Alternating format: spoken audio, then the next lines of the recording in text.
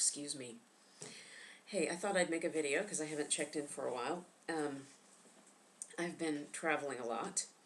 And I just finished working all weekend, and my roommate's about to get back from traveling because pretty much every weekend one or the other of us ends up traveling for work.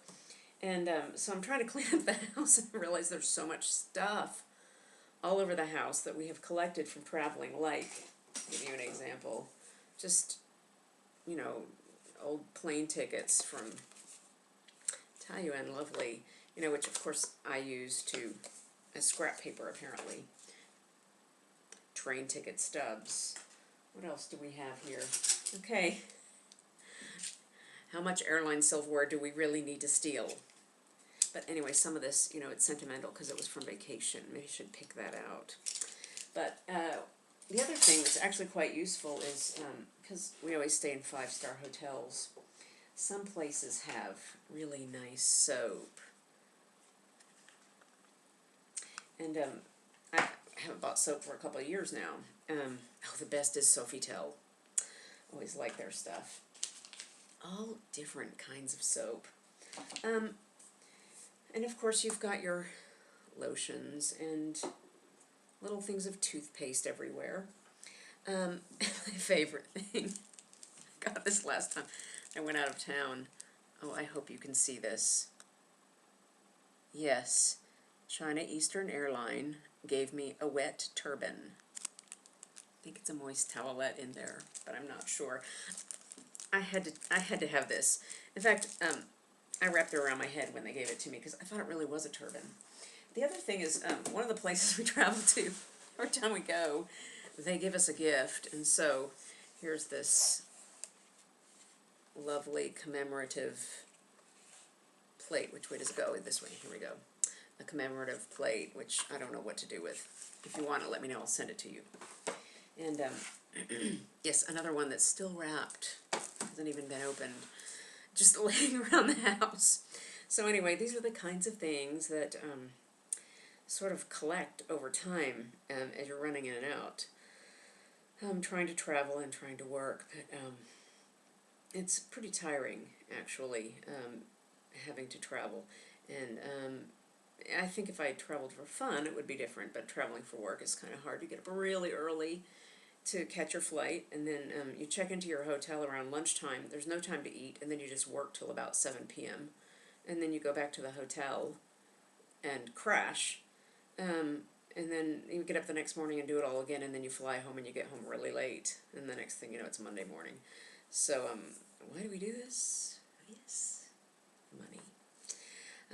So anyway, that's what I've been up to, mostly that and school, because I'm taking 2 courses this semester, which is turning out to be okay. I'm, you know, halfway through, so it's all right. We're on a break, supposedly, but during this break I've had 2 weeks of tests, so I think it doesn't really count so much. What else has been going on? I just watched this video on the Zamboni's liberation treatment, which is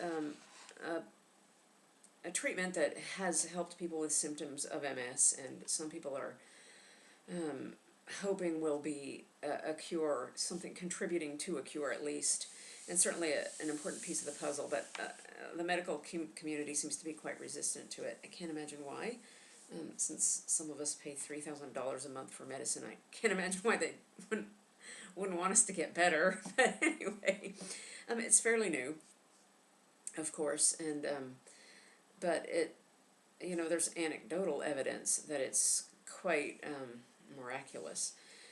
So anyway, I just saw this show on it called Liberation War, because people who have MS don't want to wait, especially if they're, you know, there's this idea that you can get much, much worse, and you can't get better after you get much worse. So of course people don't want to wait for years and years for more research if there's, you know, some chance that for a procedure that's not really all that dangerous, that they could have some improvement in their life. So anyway, a lot of people are just going and having it done.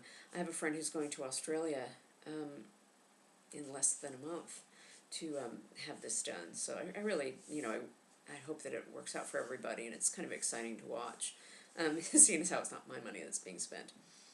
But anyway, I watched this show, and I made me kind of laugh, because, I mean, of course they're showing both sides. So they showed some doctor who said, yeah, it's probably just a placebo effect, because, these people just want to get better, and so, they just, they report that they feel better, but they really don't.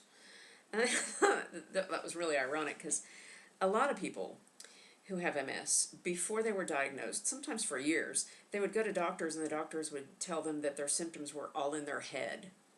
And now these people are getting better, and the doctors are telling them that's all in their head. First their sickness is all in their head, and now their recovery is all in their head. Like, whatever, okay.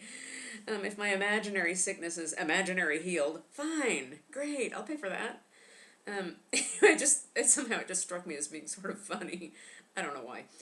Maybe it's because I'm so tired and easily amused, but I just thought I'd point that out. I don't really have any other comments about CCSVI. My symptoms aren't too terrible, but I'm waiting to see, as time passes, I think we'll know whether or not the medical community will admit it, and if this procedure becomes available, and if there are recognized doctors who are good at doing it.